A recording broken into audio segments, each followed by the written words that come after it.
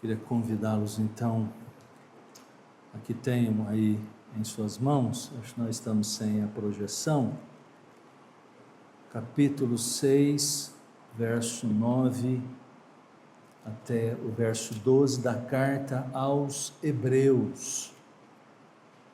Carta aos Hebreus, verso 9 até o verso de número 12.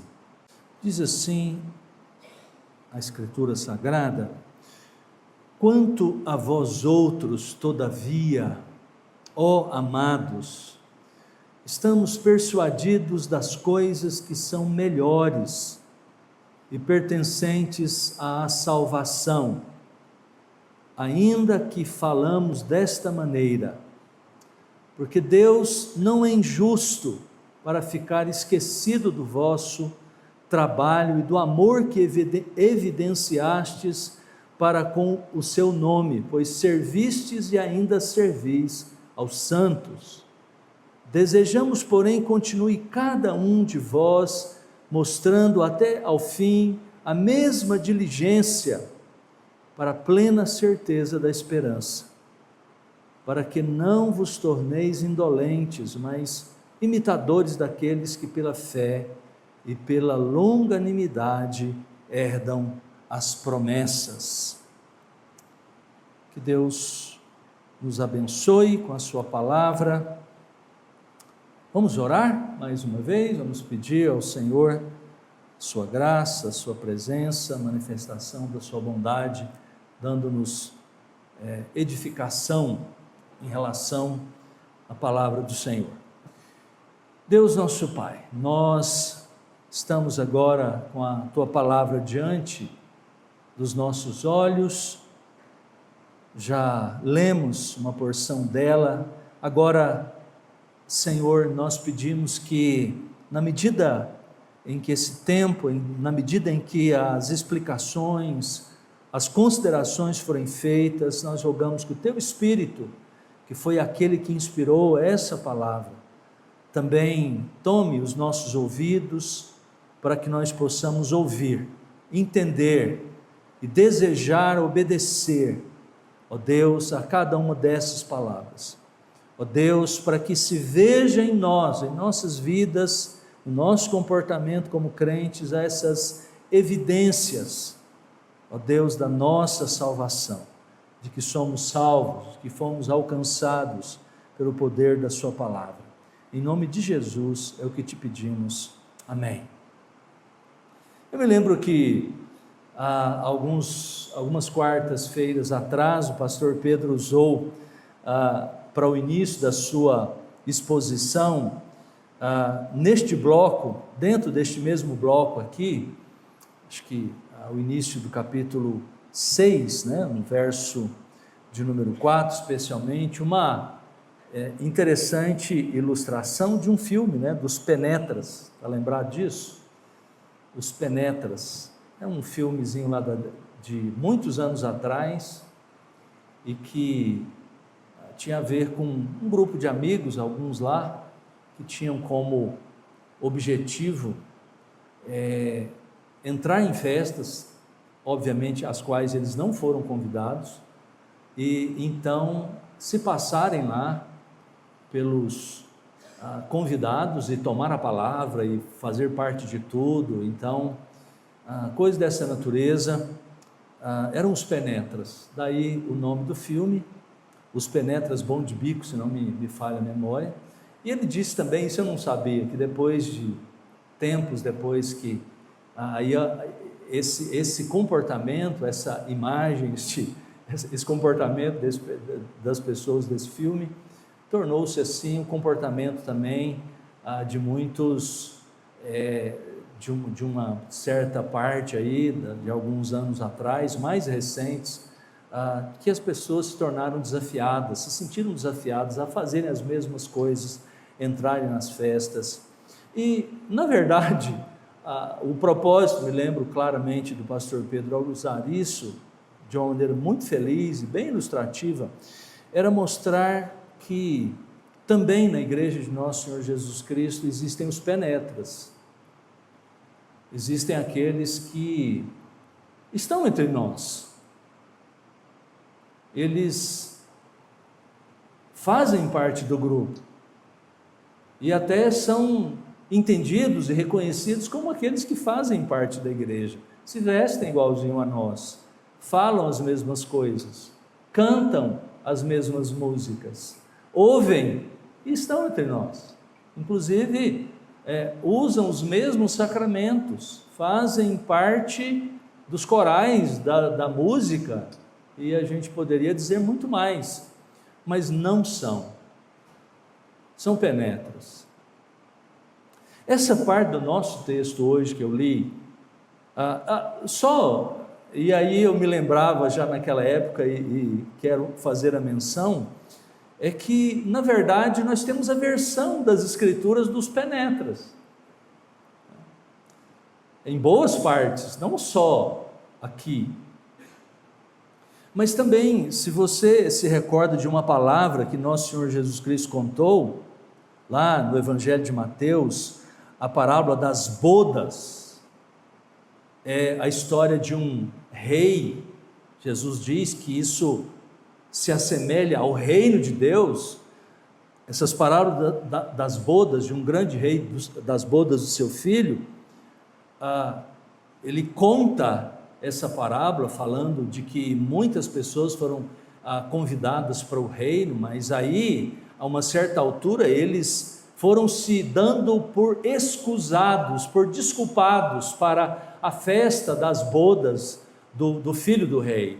Então ele mandou chamar de todos os lugares, esqueceu aqueles primeiros convidados e mandou chamar todas as pessoas que estavam disponíveis nas praças, nos becos das avenidas, e eles foram chamados para entrar na festa das bodas. É que entre estes convidados havia um penetra, havia lá um penetra, alguém que não estava, nesse sentido, adequadamente vestido para a festa das bodas, não estava adequadamente. Isso é muito significativo, há implicações, obviamente, teológicas e práticas, a respeito das quais não é meu propósito, eu só estou usando como a versão das escrituras dos penetras. É possível ter. A igreja visível, a igreja a respeito da qual nós conversamos, nós vemos as pessoas e até fazem profissão de fé, tem os crentes verdadeiros, os verdadeiramente convidados, e tem os penetras. O texto que a gente leu trata da outra parte, dos convidados. Se o texto anterior, do verso 4 até o verso 8, falam daqueles que estão na igreja visível, e que, diz o texto, descrito pessoas que têm conhecimento de coisas, a respeito das quais são ditas aqui, foram pregadas nas igrejas de Jesus Cristo, e têm sido pregadas, e eles experimentaram, de um certo nível, realmente, aí tiveram experiências com coisas espirituais e tudo mais, mas o verso 4 e o verso 8 estão falando de pessoas que, embora tenham tido todas essas experiências, não são verdadeiramente chamadas, não possuem o chamado eficaz, como diz a nossa teologia, eficiente, não foram regeneradas, não foram justificadas, enfim, não são salvas. Elas simplesmente participaram da igreja visível.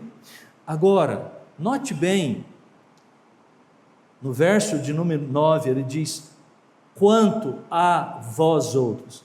Pega o capítulo 6, verso 4, também o iniciozinho: é impossível, pois, que aqueles que, uma vez, eles são descritos. Agora pule para o verso 9, quanto a vós outros, ó amados.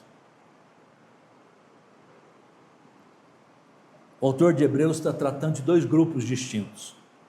É isso. Dos penetras e dos verdadeiramente crentes. E ele agora, entre os versos 9 até verso 12, tratará desses. Ok.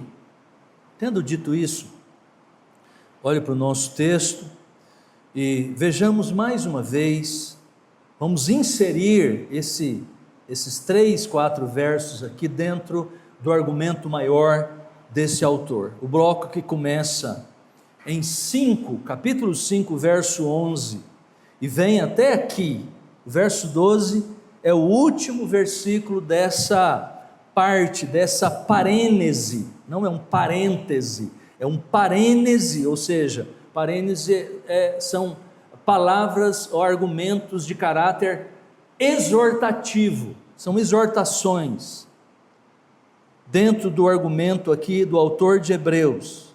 Literariamente, está bem marcado por uma moldura, pensa numa moldura de um quadro, né?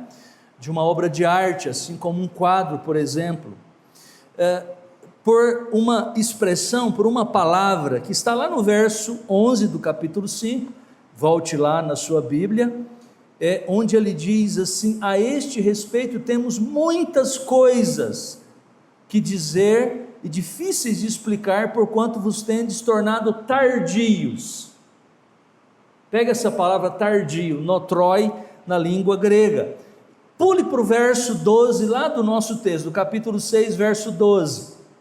Para que não vos torneis indolentes. Mais uma vez, embora na língua portuguesa não seja a mesma palavra, é a palavra notroi na língua grega. Indolentes, ou como diz lá no verso, tardios, é a mesma coisa, embora diferentes na nossa tradução, mas é a mesma palavra, ou seja, essa é a moldura. As duas palavras emolduram todo este texto que começa no capítulo 5, verso 11, e vai até o capítulo 6, verso 12. Ele iria lá no capítulo 5, verso 11, na verdade tinha começado desde o verso 1 do capítulo 5, um assunto profundo sobre o sumo sacerdócio de Jesus Cristo. Ele começou a falar, mas quando chegou no verso 11, ele tomou um fôlego e disse: espera lá, toda essa passagem é o fôlego dele, nessa palavra de exortação, nessa parênese. Então, sendo mais específico ainda, dos versos 5, 11, capítulo 5, verso 11, até capítulo 6, verso 3, o autor faz uma avaliação da imaturidade espiritual dos hebreus. É exatamente por isso que eles não suportavam uma doutrina, argumentos, pelo menos não antes de receberem essas exortações a respeito das quais ele está tratando nesses versos, que a gente termina exatamente nessa passagem. Ele faz uma avaliação da maturidade, da imaturidade espiritual dos hebreus, segue-se a esta avaliação que está no capítulo 6, de 4 a 8, que vimos até a semana passada, que é uma dura advertência. Após esse severo aviso, então, que está entre os versos 4 a verso 8, porque o propósito do autor é exatamente falar para a igreja dos perigos da indolência, de sermos notroi, de sermos tardios, lentos, vagarosos, indolentes na nossa vida cristã. Após esse severo aviso, então, o autor afirma fortemente sua profunda convicção a respeito da atual condição espiritual daqueles irmãos, do perigo que eles corriam. E veja, irmãos, é importante a gente notar aqui também essa diferença. Mais uma vez quero destacar com os irmãos, que do verso 4 até o verso 8, o autor se dirige a esse grupo de pessoas, os penetras, ou seja, os que estão dentro da igreja visível, mas que de fato nunca experimentaram a graça de Deus de verdade. E agora, dos versos 9 a 12, ele se refere aos crentes verdadeiros. Esses versos são bastante pastorais. É a preocupação de alguém que está preocupado de fato e é um pastor. Ele vai se, inclusive mais na frente, se autodenominar assim. O autor se apresenta aqui para encorajar os seus leitores originais. Portanto, como é palavra de Deus para nós, a nós também, depois das suas palavras de grave advertência, ele não acredita que haja apóstatas entre eles. Seu desejo é de encorajá-los, sua preocupação é em que o que ele acabou de dizer não os desanimasse. Pode ter motivado essa linguagem dura dele, mas agora ele toma uma linguagem carinhosa. Veja aí o comecinho, verso 9, capítulo 6, 9: quanto a vós outros, todavia, ó amados. É uma palavra que o apóstolo Paulo, lá nas suas cartas, lá em Romanos, lá em outros textos e outros autores, como Pedro também, usa. Amados, usa várias vezes, mas no livro de Hebreus, é a primeira e única vez que ele usa aqui a palavra amados, ao referir-se aos cristãos, àqueles crentes. Por isso, ele agora se imune de todas as palavras, as mais carinhosas, e ele se dirige: quanto a vós outros, ó amados. É uma palavra de carinho. Aqueles irmãos são amados de Deus e amados dele também.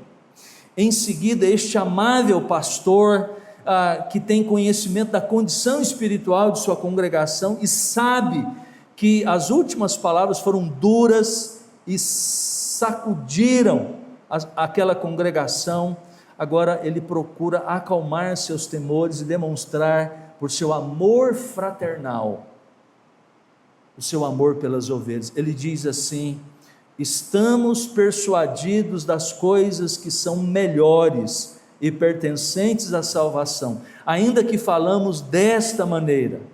Ele está, segundo o versículo 9, persuadindo, ou melhor, ele está persuadido como pastor de ovelhas, como escritor dessa carta, e o seu interesse é pastoral. Ele está convencido, ele está confiante, ele está certo. Do que ele está convencido e certo? Das melhores coisas a respeito daqueles irmãos e pertencentes à salvação. E veja que, olha, ele usa mais uma vez essa palavrinha melhor, ou as melhores coisas, que é uma palavra que vem sendo usada e será usada. Essa é uma palavra-chave de Hebreus. Ele é melhor, Jesus Cristo, no que diz respeito à revelação de Deus. Ele é melhor do que Josué, do que os anjos, do que Moisés. Ele vai continuar falando, ele tem um melhor sumo sacerdote, que é Jesus Cristo. E agora ele diz que são as coisas melhores e pertencentes à salvação. Aqueles irmãos, ele tem consciência, tem essa experiência. Veja, e ele diz que são as coisas melhores e que pertencem à salvação. O termo aqui, pertencentes à salvação, especialmente esse verbo, ele dá uma ideia da maneira como ele foi posto aqui, nas características gramaticais, dá uma ideia de que alguma coisa deve estar associada estreitamente com a salvação. E essa é a pergunta que eu gostaria de levantar e que esse texto responde para nós. O que acompanha a nossa salvação? Em outras palavras, o autor aqui está dizendo o que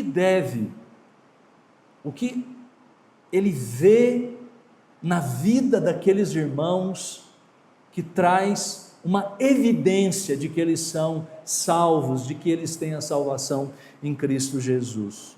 O que está intimamente associado à salvação e que pode ser visto na minha vida e na sua vida também.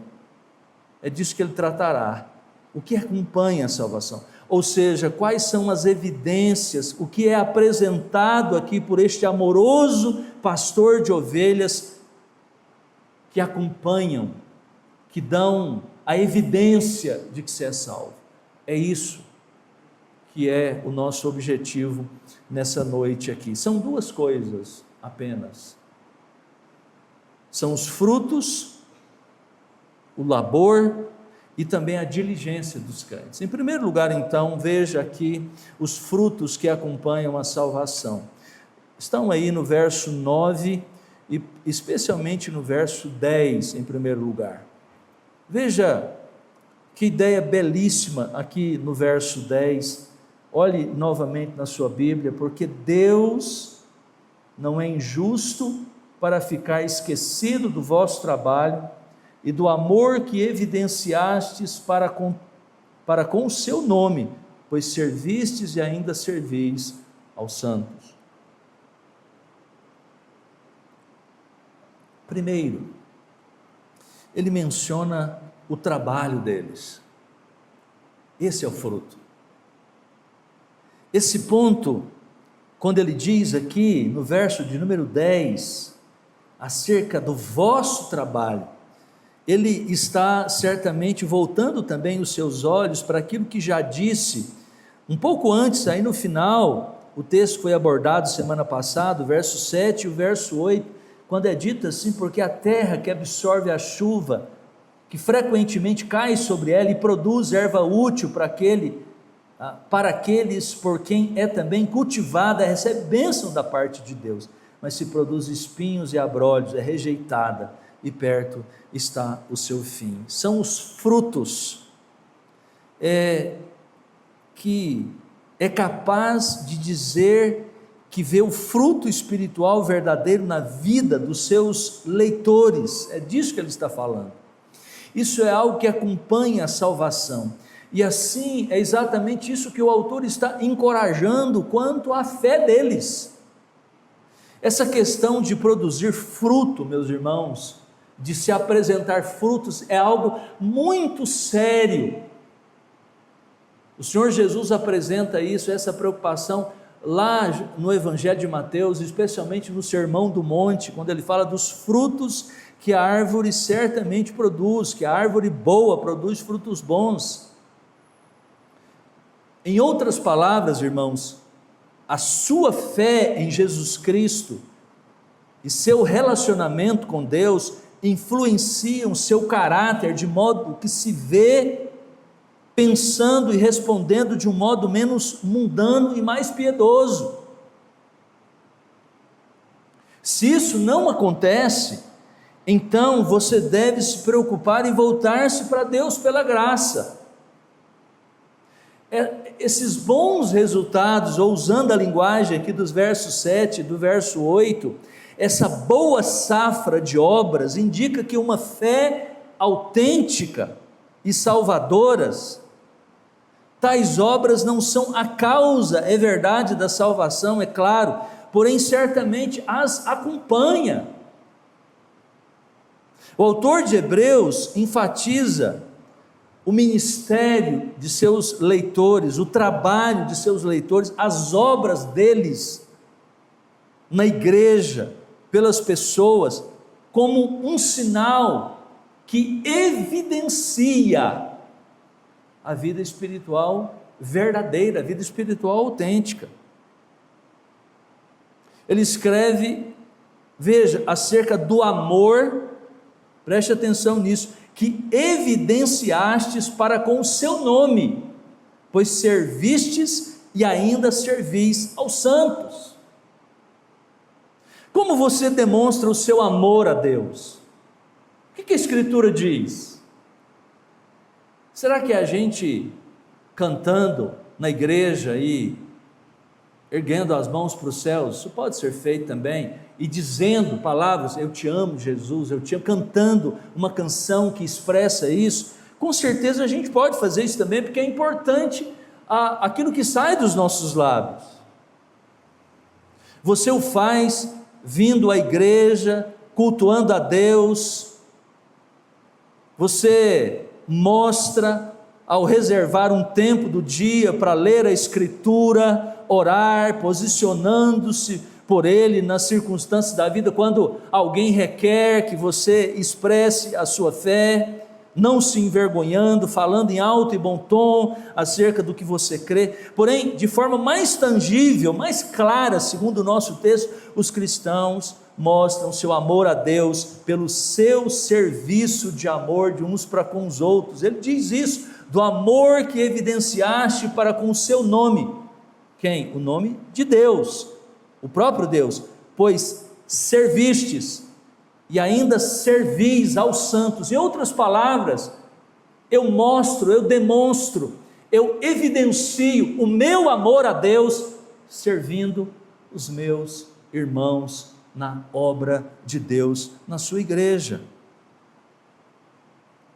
Mas muito mais do que isso, o que sustenta a convicção aqui do autor de Hebreus, quando escreve dessa maneira, o que sustenta a sua convicção acerca dos crentes hebreus é o próprio Deus. Ele diz assim, veja ainda no verso 10, porque Deus não é injusto para ficar esquecido do vosso trabalho e do vosso amor. Alguns intérpretes católicos romanos, eles usam esta frase para atribuir uma espécie de caráter meritório às nossas obras que fazem Deus lembrar. As palavras de Calvino aqui no seu comentário são suficientes para a gente, e muito certeiras. Ele diz assim, o apóstolo, ele chama de apóstolo aqui o autor, nos comentários de Calvino, porque para Calvino Paulo escreveu os Hebreus, mas ele diz, o apóstolo não está se referindo expressamente à causa da nossa salvação, e portanto não se deve extrair dessa passagem nenhuma conclusão referente ao mérito das obras. Em toda a Escritura se faz evidente que não existe outra fonte de salvação além da graciosa misericórdia divina. Essas obras aqui, que eu faço na igreja, para os meus irmãos, para qualquer pessoa, elas não são a causa da salvação, mas são as evidências de que nós somos salvos. Os cristãos são muitas vezes tentados a pensar que Deus ignora a sua condição e não toma conhecimento da perseverança e obras de fé. Muito provavelmente o problema desses cristãos hebreus é exatamente isso, como muitas vezes nós também. Somos salvos, é a graça de Deus, e aí nós achamos, ficamos indolentes, despreocupados, como os israelitas lá no passado, muitas vezes, fazemos como eles, não nos importamos, uma grande redenção foi feita em nosso favor, passamos pelo mar, como diz a linguagem do apóstolo Paulo, 1 Coríntios capítulo 10, fomos iluminados por Cristo, mas temos toda a graça, mas não há qualquer evidência na nossa vida.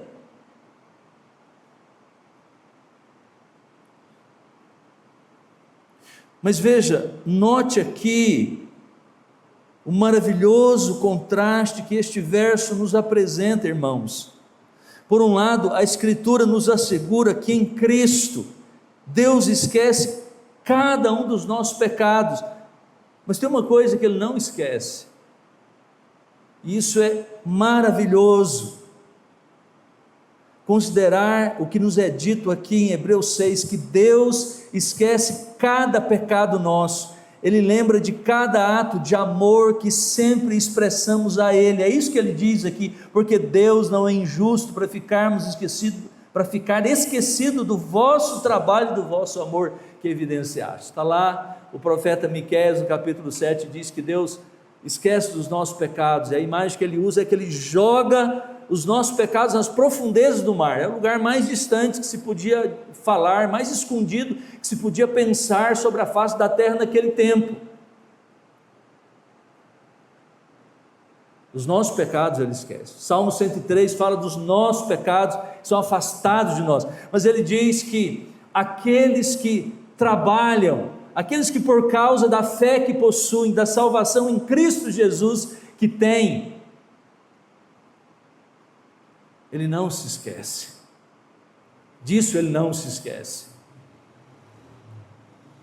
Deus não se esquece das obras feitas pela fé, e ele as recompensará com toda certeza, não por mérito seu, não, mas também por graça. A própria doutrina do galardão, essa das recompensas que Deus nos dá, não podem ser vistas nessa imagem de que Deus está pagando pelo que nós estamos fazendo por Ele, absolutamente.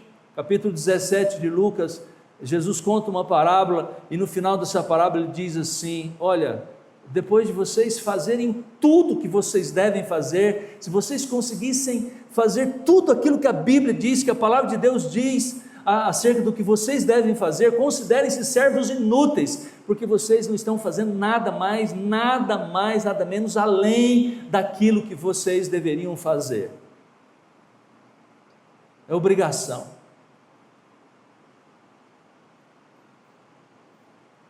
Então, os próprios galardões, as próprias recompensas de Deus, é com base na sua graça, porque a gente não consegue fazer tudo, mas se a gente conseguisse fazer tudo, mesmo assim, Deus não teria de nos dar nada, absolutamente nada. Mas o texto diz que Ele não fica esquecido de você subir aqui para cantar, tocar, de você levar uma cesta para um irmão, ou você vir à igreja, da oração, porque segundo a Escritura, tudo isso são obras que Deus aceita, das Escrituras que você abre para ler, do versículo que você memoriza para os momentos de dificuldade, da oração que você faz, são todas boas obras diante de Deus. O culto que você presta, sim, o livro que você dá para alguém, a pessoa que você evangeliza, a sua ida a um trabalho da igreja, Deus não fica esquecido disso. Que coisa maravilhosa. Esquece dos nossos pecados, Ele os lança na profundeza do mar. Quanto dista o ocidente do oriente, Ele afasta de nós as nossas culpas. Mas não se esquece, diz o texto, das obras que nós fazemos. Veja a segunda evidência que acompanha a salvação. A primeira são os frutos, que é o nosso trabalho, as ações que fazemos. A segunda evidência que acompanha a salvação, verso 11 e 12, é a diligência que os crentes demonstram até o fim. Estes versos que dão início aqui, este novo argumento, começam com uma outra palavra bastante pastoral e cheia de sentimentos pastorais. Verso 11, ele diz: desejamos. A palavra nossa aqui, traduzida, não comunica tudo, na verdade. Ele é mais do que desejar simplesmente, é desejar muito, é ter um forte desejo, é ansiar. Ele diz que como um pastor e como alguém que está preocupado com a vida desses irmãos, ele deseja fortemente que aqueles irmãos progridam na vida cristã, que é o dever de todo cristão. Veja, irmãos, uma coisa definitiva, e que essa carta defende, a Escritura defende: a salvação é unicamente pela graça de Deus, mas a segurança e a certeza da fé, muitas vezes nós não experimentamos, vem através da perseverança na fé, que é em si o resultado da graça preservadora de Deus. Qual é o propósito disso? O verso 12 nos informa, dizendo assim: para que, veja, é sempre esse para que, uma partículazinha, só uma palavrinha pequenininha na língua grega, que sempre introduz uma cláusula de propósito. O propósito está aqui. Veja o argumento. Ele fala no final do verso 11, a mesma diligência para a plena certeza de esperança. Para quê? Para que não vos torneis indolentes, mas imitadores daqueles que pela fé e pela longanimidade herdam as promessas. Esse é o desejo, que os leitores sejam diligentes e não indolentes, preguiçosos quanto ao uso ordinário dos meios de graça. Esse é o propósito, irmãos, das Escrituras, o propósito de Deus para a nossa vida, para que nós sejamos pessoas ardorosas, não crentes preguiçosos, inventando desculpas para não fazer as coisas que Deus tem estabelecido na sua palavra. A graça de Deus nunca é uma espécie de explicação para a nossa preguiça, a nossa indolência espiritual. Este é o desejo ardente de todo verdadeiro pastor de ovelhas por seu rebanho, que o seu povo não progrida com relutância, mas que deve conhecer a plena garantia da sua salvação, a alegria e a paz que são evidenciadas a eles por Cristo Jesus. Mas mais ainda, ele aprofunda um pouco mais como eles se tornarão diligentes. Diz o texto que eles devem ser imitadores, diz o texto.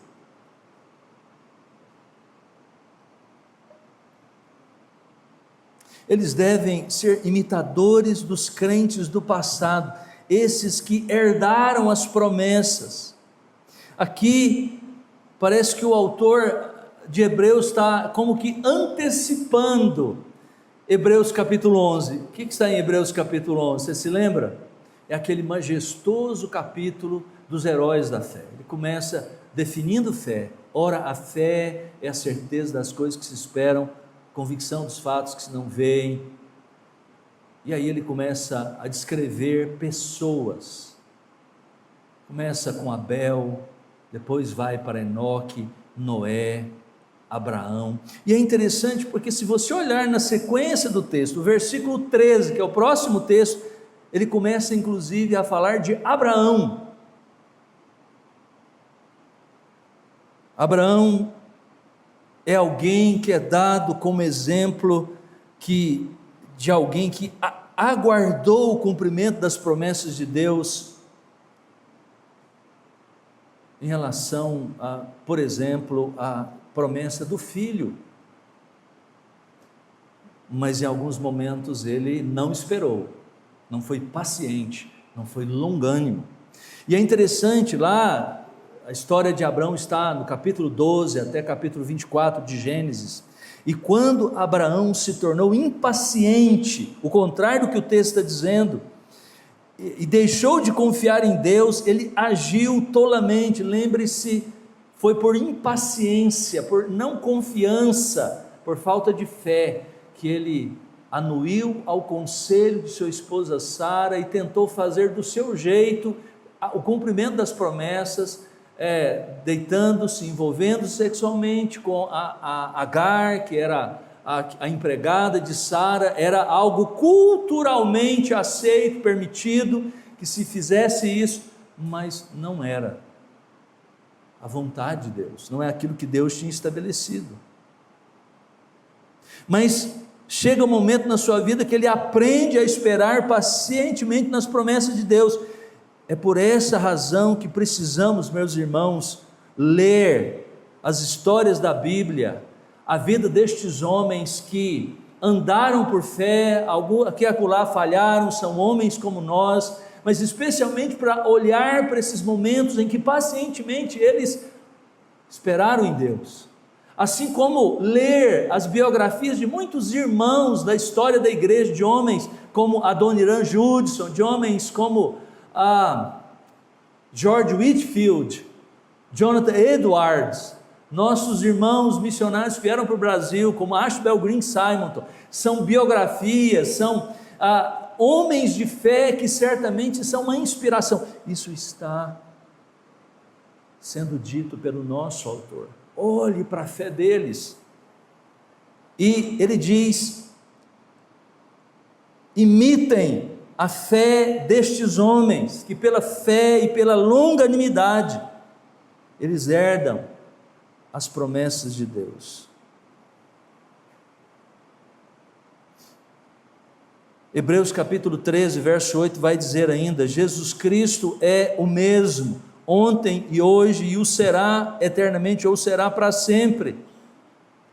Embora, é claro, ele está falando talvez aqui sobre a ontologia de Cristo, ou seja, o seu ser, Cristo, o mesmo, ontem, o eterno, mas na verdade o que ele está chamando a atenção é para o fato, irmãos, de que assim como estes homens do passado, eles esperaram em Deus, em Cristo Jesus, e viram as promessas serem cumpridas em suas vidas, também nós, do mesmo jeito, podemos confiar que este Cristo, que é o mesmo Cristo deles, o mesmo Deus é o nosso Deus, e que as promessas que foram cumpridas nas vidas deles serão também cumpridas nas nossas. É isso que o texto está dizendo para nós. É por causa disso, irmãos, que a maravilhosa comunhão que temos com todos os santos, é isso que nós chamamos de igreja, né? Igreja invisível, esse termo teológico, a igreja universal, a igreja invisível, é a comunhão de todos os crentes, de todos os lugares hoje, mas também os crentes do passado, desde o primeiro até o último. É por isso que essa comunhão com todos os santos em Cristo Jesus é tão gloriosa, porque o testemunho deles, a fé deles, alimenta, renova também a nossa fé. Ao ler sobre a vida deles, os desafios que eles viveram, da vida piedosa que eles tiveram, e até dos erros que eles cometeram, nos ajudam, irmãos, a viver a nossa vida cristã de uma maneira que agrada a Deus. Se você sempre estudou a Bíblia, conhece essa comunhão que tem com seus heróis, você está em lutas para deixar para trás os prazeres e tesouros deste mundo pecador, e então, como resultado, contra a censura do povo de Deus, você faz parte exatamente desta mesma galeria de heróis da fé, porque foi assim que suportou Moisés todas essas coisas.